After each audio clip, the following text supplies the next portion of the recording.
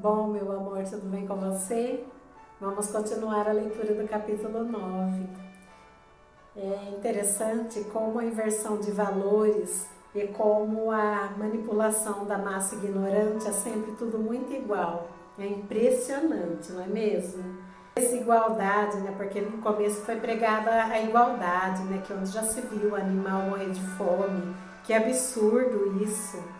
Napoleão chegou fazendo e acontecendo, né? Era o defensor dos pobres e oprimidos. No entanto, agora os porcos dormem na cama, os porcos usam aparelhos de porcelana, né? O Krauderbe, desfrutam de todo o privilégio que os humanos desfrutavam, inclusive tomar cerveja, enquanto os animais são ali, simples operários, as galinhas tendo que botar até não poder mais para dar conta da demanda, e a população dos pintinhos diminuindo.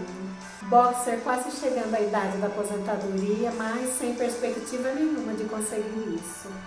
Então agora nós vamos continuar esse capítulo, a página é a 79. No entanto, se havia dificuldades a suportar, elas eram em parte compensadas pelo fato de que a vida agora tinha muito mais dignidade do que antes. Havia mais música, mais discursos, mais desfiles.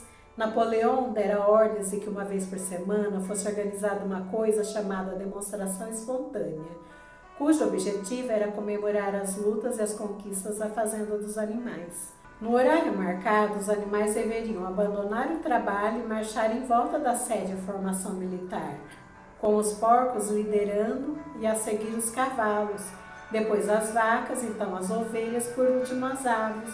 Os cachorros ladeavam o desfile, na frente de todos ia o galo preto de Napoleão. Boxer e Clover sempre levavam entre si a grande bandeira verde com o casco e o chifre e a legenda: vida longa ao camarada Napoleão.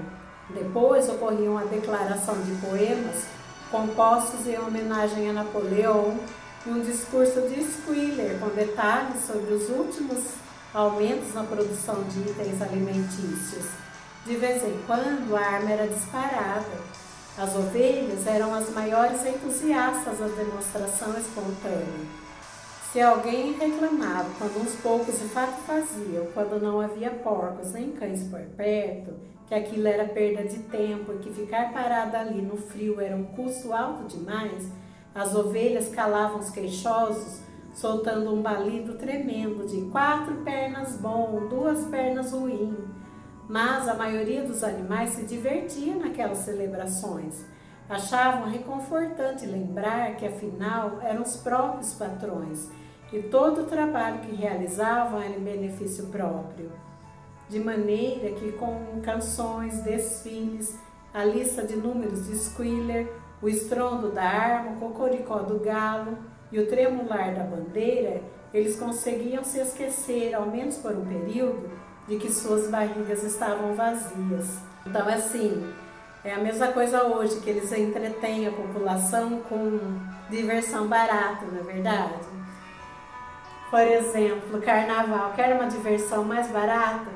As pessoas tiram de si o pior que elas têm, elas se tornam mais promíscuas, elas tendem a se embriagar mais e acabam se esquecendo, né? Aquela coisa, o circo tá pegando fogo, o palhaço tá morrendo queimado, mas o que importa é se divertir.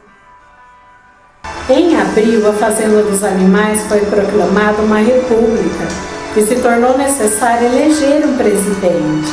Houve um só candidato. Quem será, né?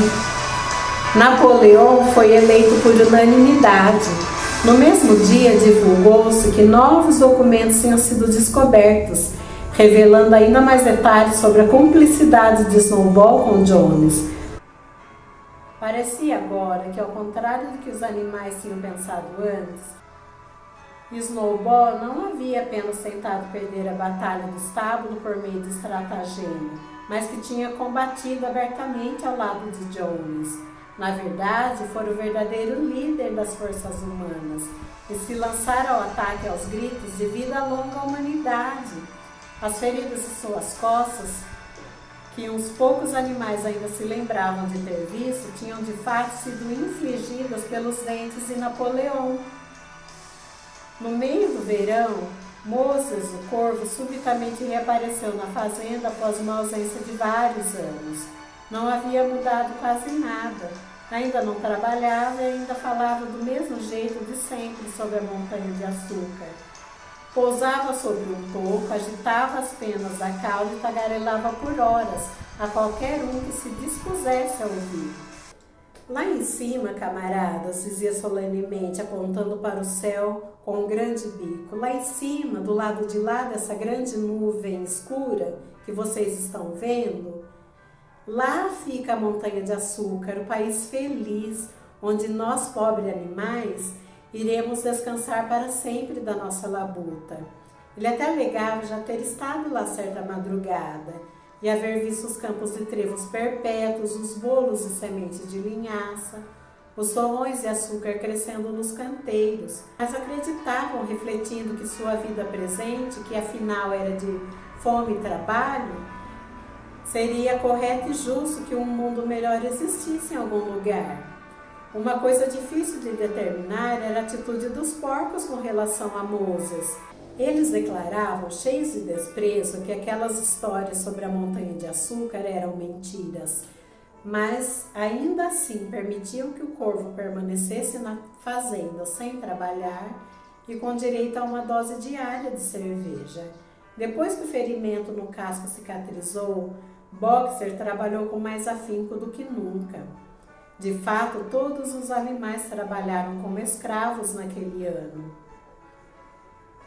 Além das tarefas normais da fazenda e da reconstrução do moinho, havia ainda a escola para os porcos jovens, iniciada em março. Às vezes, era difícil suportar as longas horas com comida insuficiente, mas Boxer nunca falhava. E nada do que ele dizia ou fazia havia o menor sinal de que sua força já não fosse como costumava ser. Era só sua aparência que estava ligeiramente mudada. O pelo era menos lustroso, os flancos pareciam ter encolhido. Os outros animais diziam: Boxer vai se recuperar quando a primavera trouxer grama fresca. Mas a primavera chegou e Boxer não ganhou peso. Algumas vezes, na encosta que levava ao longo da pedreira, quando ele forçava os músculos contra o peso de alguma pedra enorme, parecia que nada o sustentava sobre as patas, exceto sua vontade de prosseguir. Nessas ocasiões, era possível ver seus lábios formando as palavras: vou trabalhar mais ainda. Ele já não tinha voz. Mais uma vez, Clover e Benjamin o alertaram para cuidar da saúde, mas Boxer não lhes deu atenção. Seu 12º aniversário se aproximava e ele não se importava com o que pudesse acontecer, desde que um bom estoque de pedras fosse acumulado antes de sua aposentadoria. E nós vamos parar por aqui. Então, quer dizer, os animais trabalhavam a exaustão, principalmente Boxer, que era o mais forte, sem comida, mas a esperança de uma aposentadoria, de uma vida digna, o mantinha ali, né, firme e forte. Enquanto isso, os porcos estavam cada vez mais gordos, né? Inclusive Napoleão sendo eleito presidente. Há muito o que se pensar. Chamou muita atenção a obstinação que Napoleão tinha por Snowball, que nem ali estava mais. É uma historinha bem parecida com o que vemos hoje, né? Quando a pessoa que preside o país fica falando tanto do ex-presidente. Cada 10 palavras, 15, sai o nome do ex-presidente. É uma obsessão que chega a ser assustadora, não é mesmo? Mas conta pra mim, o que você achou desse capítulo?